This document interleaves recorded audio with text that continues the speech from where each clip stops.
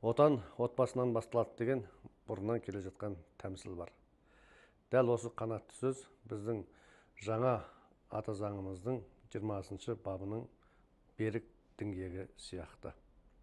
Ол жерде некенің беріктігі, отбасы құндылығы, ата-ананың қадір қасиеті, балаға деген қамқорлық бәрі тайға таңба басқандай айтылған.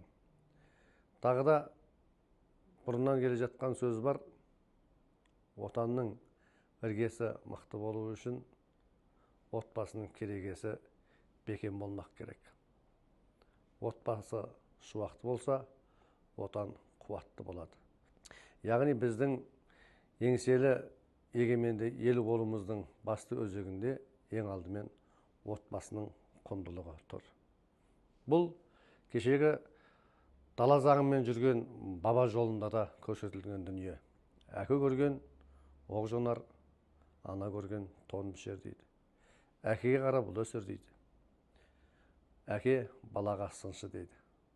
Осының барлығы дала заңындағы біздің отбасының құндылығын сақтайтын жолдар еді. Ал қазір жаңа ғасыр, жаңа дәуір, жаңа заманда ата заңымыздың бір бөлшегі болып заңмен қорғалатындай дәрежеге қалай жетті? Қазір жаһандану, әлемге есік ашылды.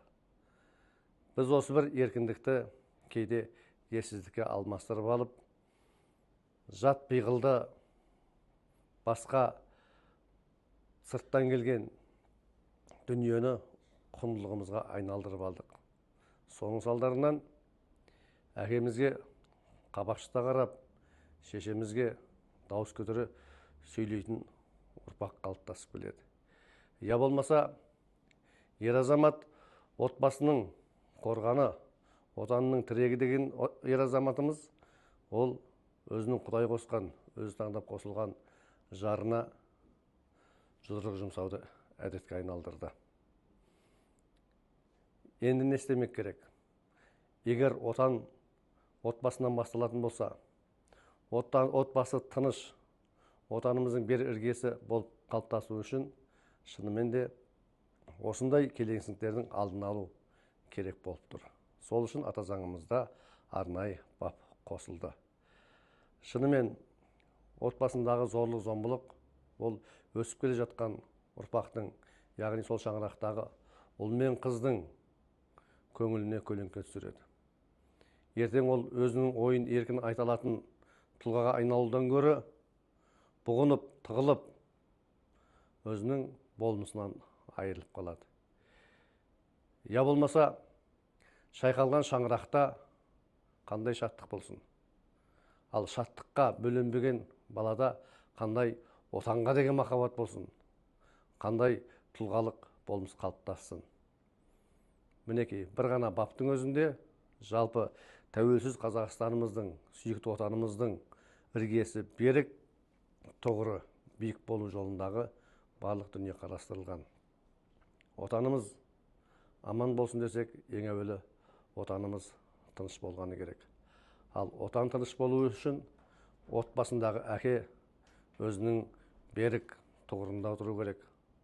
Ана өзінің берекесін ұстауы керек. Шаңырағын шайқалтпай, бар жоқты байқалтпай, берекесін көшірмей, ошағын өшірмей, отанымыздың аяулы бір шаңырағы болу үшін осы бір әке мен бала, бала мен ана барлығы байласып отқан дүние.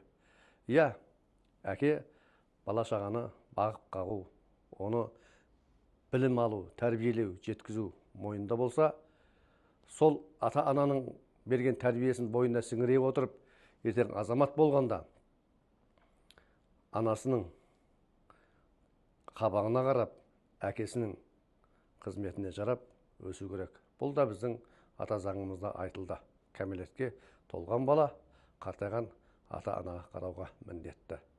Ендеше бір-бірімен байланысып жатқан осы бір адамның жан дүниесінде нәзік және күрделі сезім отбасының тыныштығы. Отбасы берік, отанымыздың іргесі мықты, тәуелсіздігіміз тұғырлы болсын.